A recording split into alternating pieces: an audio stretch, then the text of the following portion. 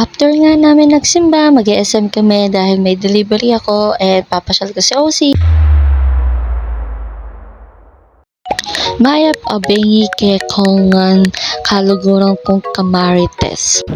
Nagsimba nga kami dito at araw na to is March 23, 2025. Nagmaksim na nga lang kami dahil hindi na nga kami nakakasabay sa aking kasama sa church at nagmamaksim na lang kami ni Baby OC and na-late din ako ng kaunti dahil syempre alam niyo naman full-time mom and working mom din ako na gumagawa ako ng mga paninda ko.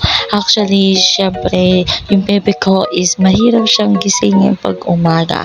So, alas 9 nga kami nakaalis dito, 9:30 and nakarating kami ng church is 10:20 and nagpahintay na rin ako sa Maxim driver para magpahatid na rin kami after nung second service dahil nga ang husband nga namin nagsamba, dumaratso kami ng SM Clark dahil meron akong delivery na suka.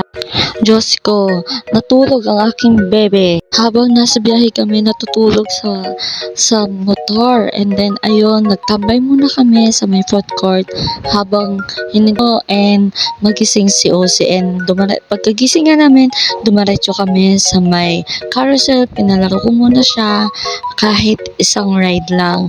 Tapos noon, dahil nagugutom na din ako, kumain muna kami sa McDo. Ay, Diyos ko, kinuha ng aking baby love yung food. Diyos ko po, nagugutom na siya.